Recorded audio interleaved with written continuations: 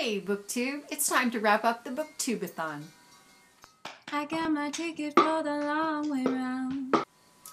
Well, the Booktubeathon ended a couple of days ago, and I wanted to kind of think about what I read before I wrapped everything up. So let me tell you what I read and about the challenges that I met, because I met all of them. Yay! So here are the books that I read. First up was read a book with a blue cover. So for that, I read The Heart of Betrayal by Mary E. Pearson. This is book 2 in the Remnant Chronicles, and book 1 was The Kiss of Deception. It was narrated on audio by a whole slew of people. Emily Rankin was the main character, and then Ryan Gesell and Kirby Heyborne were the two guys. Kim, my guest, did the voice of the main character's best friend, and then Anne-Marie Lee introduced each chapter. So had a lot of people narrating all these characters, which is really kind of cool. And I thought it was so good. I gave it 4 stars. I thought the character development was really good. I really liked the plot twists and how you didn't ever know quite what was going to happen next. And most of all, I think if you're going to do a love triangle, do one like this, because it's not even really a triangle. It's just an established relationship with an extra person in that has some influence, but not much. I am rooting for the underdog, though, and yeah, I think it's a worthless endeavor, but oh well. You know, I don't like to pick teams because I think that's stupid, but I can kind of see the way that the plot's going to go, and I don't care. I think it's good anyway. So 4 stars, and I'm glad I read it. Next up, read a book by an author who shares the same first letter of your last name. Well, on this one, I kind of got a little bit waylaid. I was going to read Armada by Ernest Cline because it's narrated by Will Wheaton, and my last name starts with W. Well, I started Armada, and I just wasn't feeling it. I don't know. I don't know if I just wasn't in the mood or what, but so I gave up on that, and I started thinking, okay, narrator whose name starts with a W. Zach Weber. I love Zach Weber. I've read almost everything that Zach Weber has narrated, and I love his narration.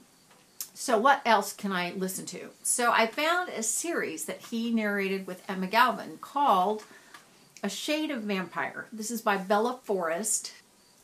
Dumbest book I've ever read. Dumbest book I've ever read. Or maybe it's not the dumbest, but it's certainly right up there with the collection of dumbest books I've ever read. It's about a girl who is walking outside stupidly by herself one night, and she gets captured by a vampire and chained to a wall and told that she's going to die, and then taken like as a, I don't know, sacrificial maiden or something. I don't even know, to the big bad vampire who's been asleep for 500 years or 600 years. I don't know, some number of years. And yeah, he alternately likes her and doesn't like her. You know, whatever. How is this supposed to be a wonderful romance? Is it romantic to get kidnapped and then chained to a wall and told you're going to die? That's not my idea of romance. So this was dumber than a box of rocks. Even Emma Galvin and Zachary Weber couldn't save it. So I gave it 1 star, which was being generous, and yeah, not continuing with that series. Sorry, Zach Weber, but what were you thinking? Next up, read someone else's favorite book. For this challenge, I asked my friend Jenny, and she said one of her favorites was The Storied Life of A.J. Fikry by Gabrielle Zevin. Wonderful book. Wonderful book. I loved it so much. I really did. It's a little slice of life, and it's not generally the kind of thing that I read. But it's about a grumpy old man who owns a bookstore who is mad at the world and on his way to becoming an alcoholic because his wife has died, and he hasn't gotten over that. Somebody leaves a baby in his bookstore with a note, and so it's the story of how he copes with that and the people around him and what happens throughout the course of his life. It's really a wonderful story, and you know, it has kind of a bittersweet ending, ends on an up note, but you know, it's the story of his whole life. So you get from, you know, where we meet him until the end of his life. So I loved it. I loved it. I gave it 5 stars, and I'm really glad I read it. Thank you, Jenny. Next up, read the last book you acquired. I had one book for this, but I quickly threw that aside when I realized that The Storied Life of A.J. Fikry was the last book that I'd gotten on audio. It didn't have to be a print book, I decided, so I used that, so that met 2 challenges. Next up, finish a book without letting go of it. Well, for this one, I decided to read Never Never Part 2 by Colleen Hoover and Taryn Fisher.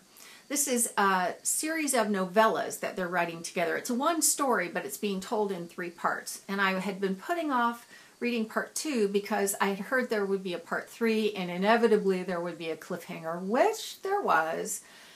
But I had kind of forgotten what had happened in part 1. So I reread part 1 and then I read part 2. And these are relatively short books on my iPad, but I was able to not put my iPad down and read them both in one sitting. So yeah, those I gave 3 stars to because it irritates me that they're taking so long to tell this story when it could easily have just been one story and put out in one book.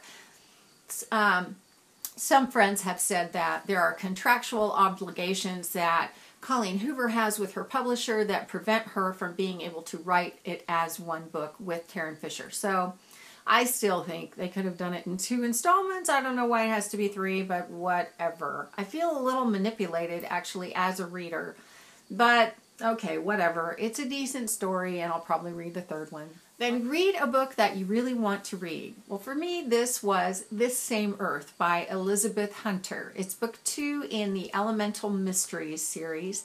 Book 1 was A Hidden Fire, and I love Elizabeth Hunter. I love the way she tells a story. I love the way she develops characters. It's just a richer way of doing it than YA. This is adult paranormal romance fiction.